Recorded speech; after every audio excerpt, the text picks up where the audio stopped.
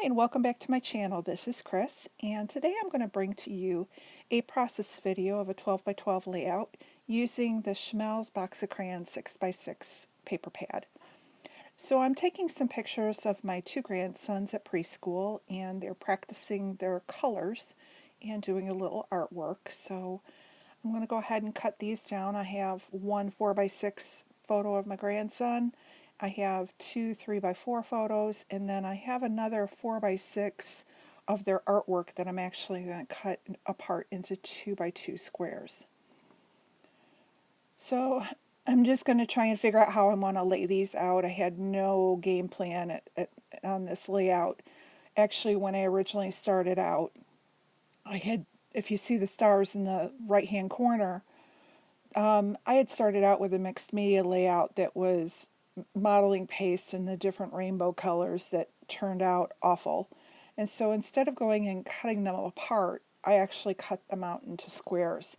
And I think it's a great way of not giving up and turning something I had was going one direction into a totally different direction.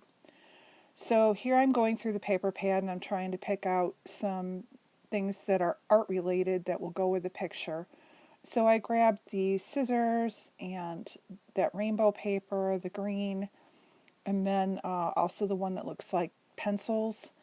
And now I'm taking the piece of paper that has the different letters. I'm actually going to cut out my title for my layout, and it's just going to be simply called art. I would like to do like preschool art or something like that, but there's just obviously not enough letters on this sheet of paper, or even using the two sheets of paper to do that, so we're just going to go simple with art. So now I'm going to take my Creative Memories trimmer and I'm just going to cut a little bit off the bottom of the picture of my grandson, just so that it will fit on that 6 by 6 green piece of paper so I can mat it. So that's what I'm doing right now. I'm just going to go ahead and mat it and make it more of a focal picture. So I'm trimming that down. And I want to mat those other 4 pictures, but they're obviously bigger than the 6 by 6 pad, even if I was to trim them down. So what I'm going to do is go into my stash and I'm going to find a piece of cardstock. And that's what I'm getting out right now. And I find I find several colors, and I'm actually going to end up picking out a piece of yellow, because again, it brings out that brightness that I want for preschool. So here's where I've got that cardstock, and now I'm going to lay them out. And because they're not a perfect square when you put them together, I'm just trying to stagger them enough so there's an equal gap on the top and the bottom. So I'm just going to go ahead and glue those down and cut out the matting. Now when I put my embellishments on, those gaps will disappear because I'll end up having them covered up. So don't always worry about it right away. There's always ways of covering things and making them look like they belong. So here's where I'm just going to go ahead and cut that down and take a little off the top. Now I am going to change the orientation. I had been originally wanting the picture of my grandson on the left, and I swapped him out and put it on the right. And that's going to allow me to nestle that word art on that little piece of yellow gap that's above the rainbow photo. So first I'm cutting down a 6 by 6 paper pad in half, so I have two 3 by 6 chunks, and I'm going to use that. And now it looks like it's one solid piece of paper under the matting. And then I'm going to cut another piece that's about 2.5 or 3 inches. I cut that in half, and now I'm going to fishtail each side and make that into a banner with the scissor paper. And I end up not using that one rainbow polka dot paper. I'm happy with how this looks. So now I'm going to bring in all of those textured stars that I made and try and arrange them onto the side. And they're going to just go down the left-hand column, or I'm sorry, the right-hand column. So I'm just trying to vary the colors as I go down. And I like how that looks. So I'm going to go ahead and start gluing everything down. Now when I glue down the pictures, I'm going to put the glue towards the center of it and leaving a little bit of a gap towards the top and the bottom so that when I go to put the paper and the banner underneath it, they'll just slide underneath. And I did put the picture of my grandson at just a slight angle. So here I go, I'm sliding that pencil paper underneath, and I'm going to put it also at the bottom, and now here's the fishtails, the banners. And after I get those in, I decide that I don't like the title being up higher, so I'm going to pull that down.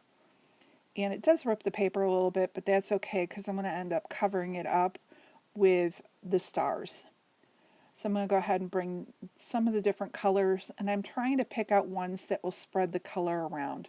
So we already have the red, kind of a teal blue and a yellow in the word art. So now I'm bringing in some blue, dark blue, some purple, yellow, and green. So that brings more of those primary colors to the top left-hand corner. And that's a dark blue. And now I'm going to go ahead and glue the ones down on the right-hand side. And again, I'm just varying the colors as we go down. I don't worry about it whether or not it's in rainbow color or not. I just like the way it was going. So now that I have all that done, I'm going to move those to the side. And now I'm going to bring in the die cut pack from Schmelz Box of Crayon. And I'm looking for anything that it looks art related. So you can see I found the crayons.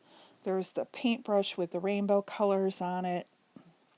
I find that pink banner that I'm going to put for that other gap at the bottom of my grandson's picture. And I like the rainbow. Again, it brings out like his artwork and all the colors. And then I'm going to bring in these gold heart and the gold star, the glitter stars. So I like how everything looks. I'm going to go ahead and start gluing all of that down.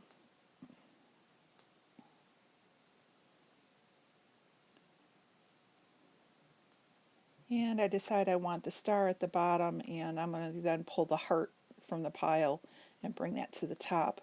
I also decide to move the paintbrush over. And it kind of spreads that whole cluster across the top. And there's the heart. I am going to put in a few more of the stars around.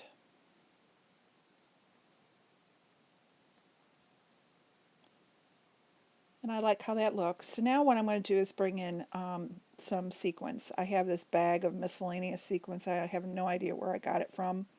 It's been in my stash forever, so I'm just going through and picking out anything that's small in the different square shapes, and again trying to spread the different colors and stick with mainly the primary colors of the red, the blue. I didn't use any of the gold. I didn't want to bring that in. And then I think there's also green and purple in there. So I didn't want to make you watch me glue all those down, so I do glue them down and then glue them down the side. And that's going to be my layout. Now off camera I am going to put faux stitching around each of the stars and around the layout, and I think that makes it look a little bit better. Thank you for joining me, and you have a great day.